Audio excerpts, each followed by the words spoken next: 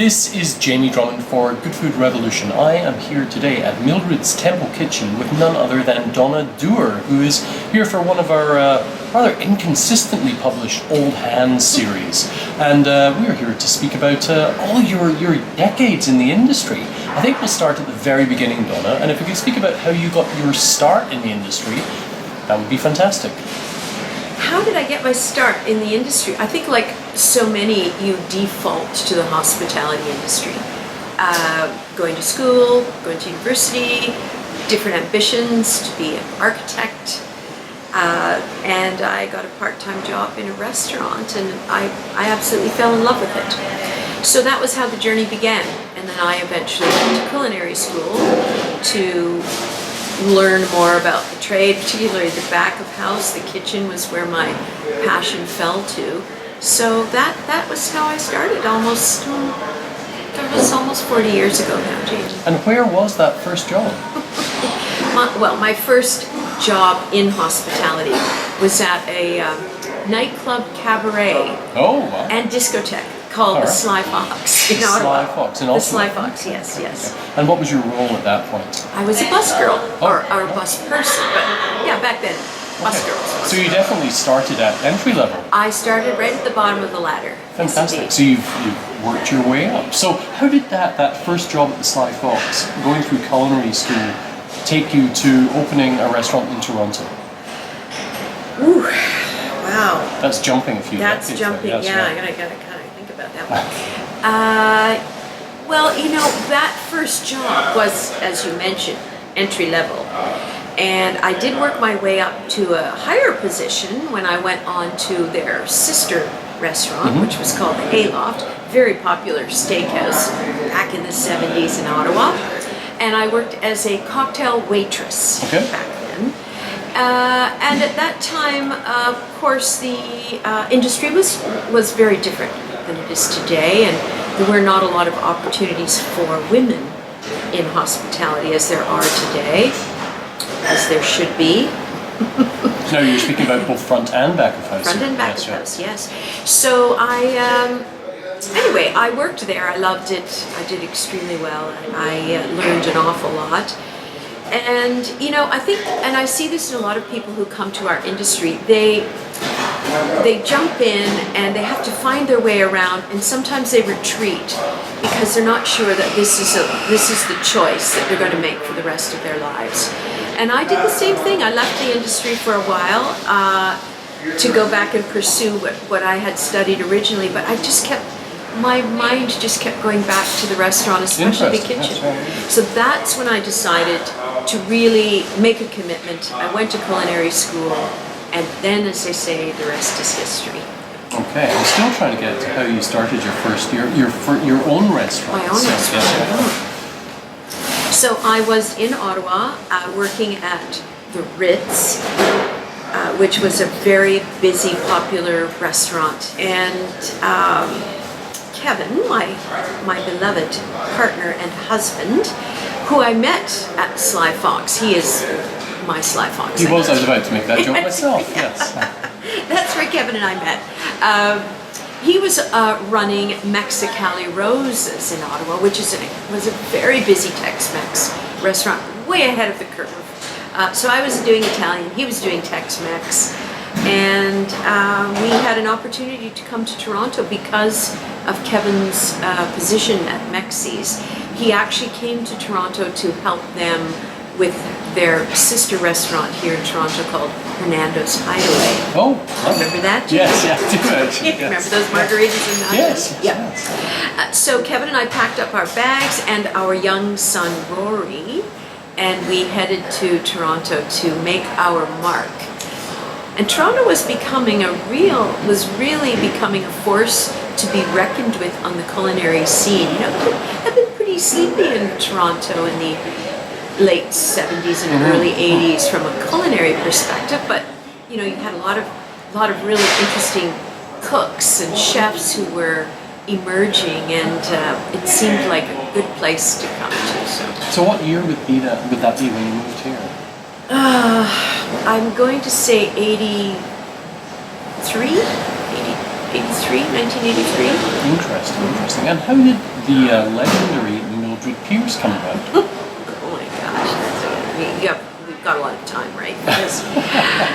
So, fast forward a little bit. Kevin is, managing Hernando's Hideaway. I am working as sous chef at the Parrot on Queen Street.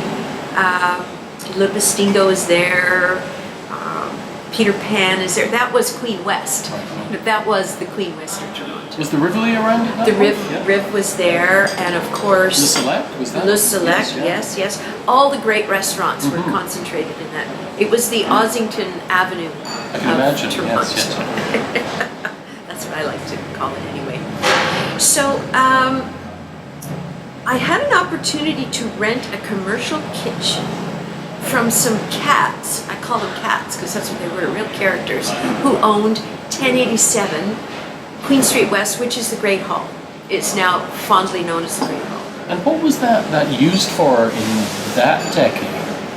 Well, prior to that decade, originally it was the Y. The Polish community had it for, I believe, about 60 years, and it was their community center. And they maintained that building. It was pristine. Oh, I wasn't aware of that. Okay. It's a beautiful, beautiful building.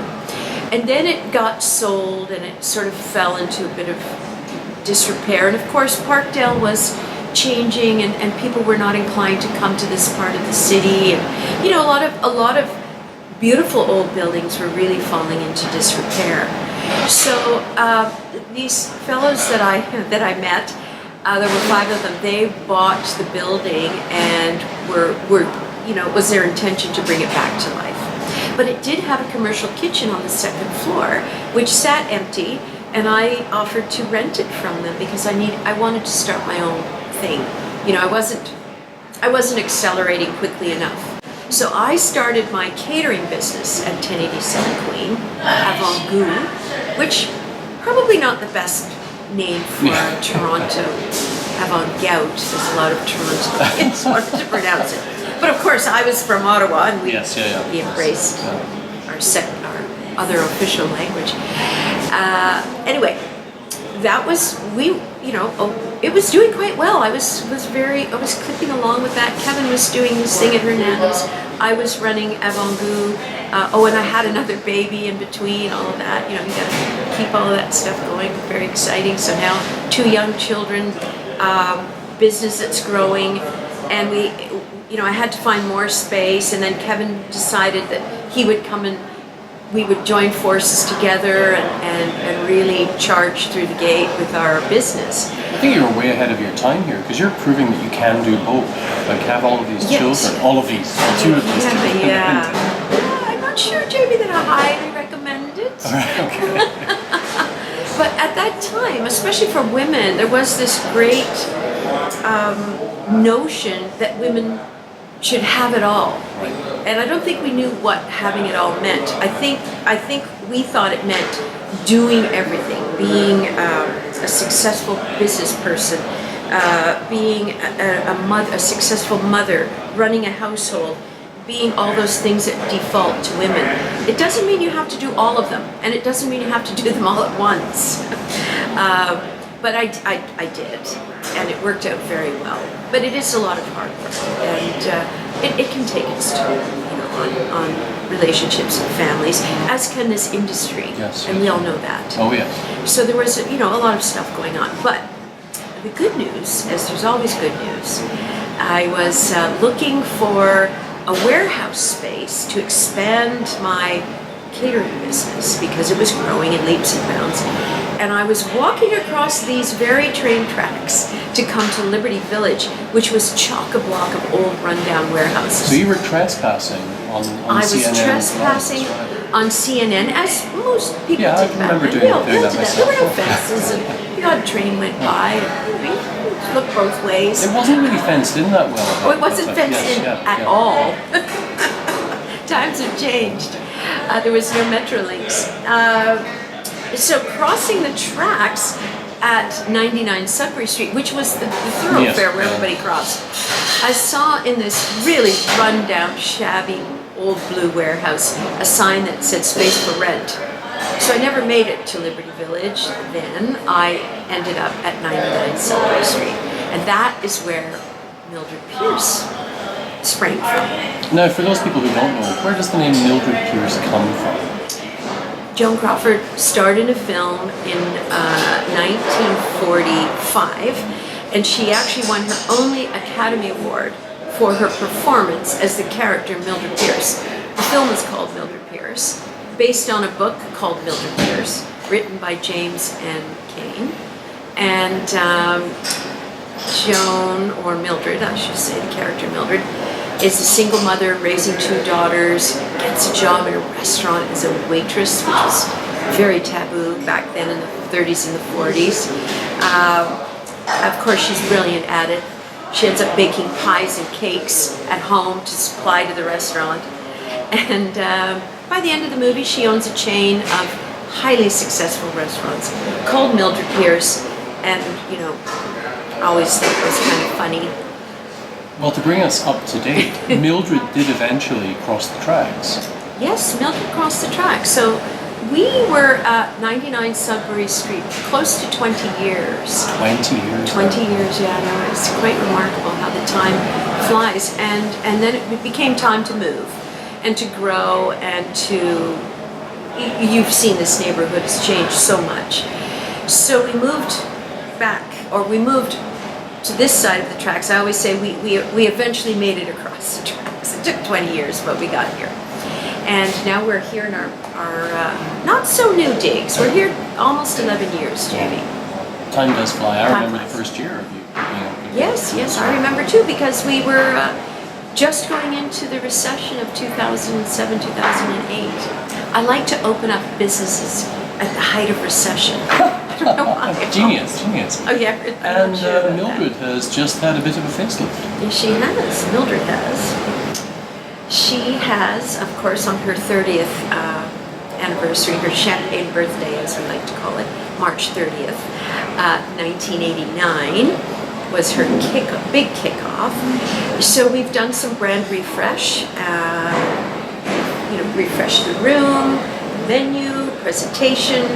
We're constantly working to stay on trend or to set trends. We like to think we're trendsetters more than trend followers. But we also want to make sure we're listening to our guests and understanding their needs and their wants.